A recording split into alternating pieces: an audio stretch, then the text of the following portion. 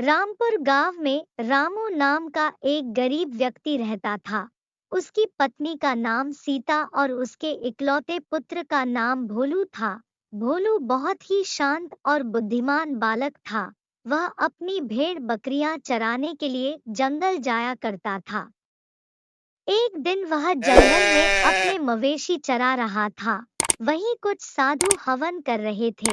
अचानक वहां एक शेर आ गया और साधुओं पर हमला करने ही वाला था। भोलू की नजर उस शेर पर पड़ी।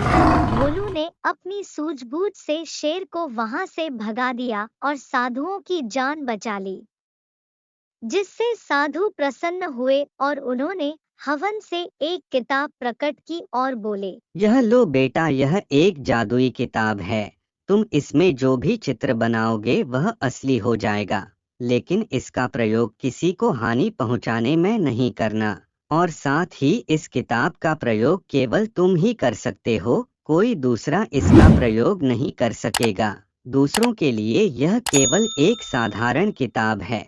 जी गुरुदेव, मैं इस किताब का प्रयोग केवल परोपकार के लिए ही करूँगा। यह कहते हुए भोलू किताब लेकर खुशी से अपने घर आ गया और किताब में रोटियों का चित्र बनाया। देखते ही देखते उसके सामने रोटियां प्रकट हो गई। फिर भोलू ने किताब में आम बनाया और उसके सामने आम प्रकट हो गया। अगले दिन उसके गांव का गोलू काका बोझा उठाकर ले जा रहा था। अरे रुको काका, आप इस उम्र में इतनी मेहनत करते हो, रुको मैं आपके लिए बैलगाड़ी बना देता हूँ। यह कहते हुए बोलू ने किताब में बैलगाड़ी का चित्र बनाया और देखते ही देखते सामने बैलगाड़ी प्रकट हो गई। अरे वाह बेटा, तुमने तो चमत्कार कर दिया। इस प्रकार बोलो अपने माता पिता के साथ उस किताब से रोज अपने जरूरत की चीजें मंगवा कर खुशी खुशी रह रहा था। भोलू की चमत्कारी किताब की चर्चा पूरे गांव में फैल गई। गांव के पास ही कुछ बदमाश लुटेरे रहते थे। उनको इस किताब को पता चला तो उन्होंने सोचा, अरे उस बच्चे के पास एक चमत्कारी किताब है, चलो उससे छीन लेते हैं, फिर हमें चोरी डकैती नहीं करनी पड़ेगी, हम रोज उस किताब से चीजें मंगवा लेंगे। इस प्रकार वे बदमाश रात को भोलू के घर जाकर डरा कर किताब मांगने लगे। ये बच्चे वो जादुई किताब हमें दे दे। काका, वह किताब मेरी है और मेरे पास ही उसकी शक्ति है। तुम्हारे पास किताब काम नहीं करेगी। हमें उल्लू मत बनाओ बच्चे, चुपचाप से किताब दे दो, नहीं तो जान से जाओगे। ये लो काका। भोलू ने डरते डरते किताब उसको दे दी। लुटेरे किताब लेकर चले गए। कुछ दूर जाकर उन्होंने किताब में सोने के गहनों का चित्र बनाया, लेकिन गहने असली नहीं हुए। फिर उन्होंने आम का चित्र बनाया, लेकिन वह आम भी असली नहीं हुआ। फिर उन्होंने किताब में रोटियों का चित्र बनाया, वह भी असली नहीं हुई। इस प्रकार तंग आकर उन्होंने किताब फेंक दी। सब झूठ है, ये कोई जादुई किताब नहीं है। दूसरे दिन जब भोलू अपने मवेशी चराने के लिए जा रहा था, तो भोलू की नजर उस किताब पर पड़ी। अरे वाह, मेरी जादुई किताब।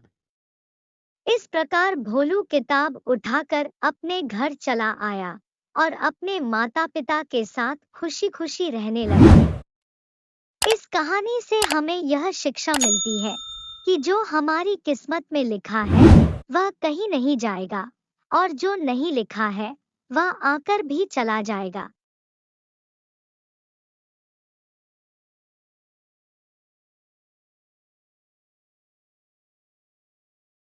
ये कहानी दिल्ली की है। हम अंबेडकर कॉलोनी में रहते थे। हमारे भवन का नाम अप्सरा था। लिफ्ट में भूत होने की अफवाह थी। दरअसल एक महिला ने 14वीं मंजिल से कूदकर आत्महत्या कर ली थी। तभी से लोग कहते थे कि लिफ्ट में उस औरत का भूत दिखता है।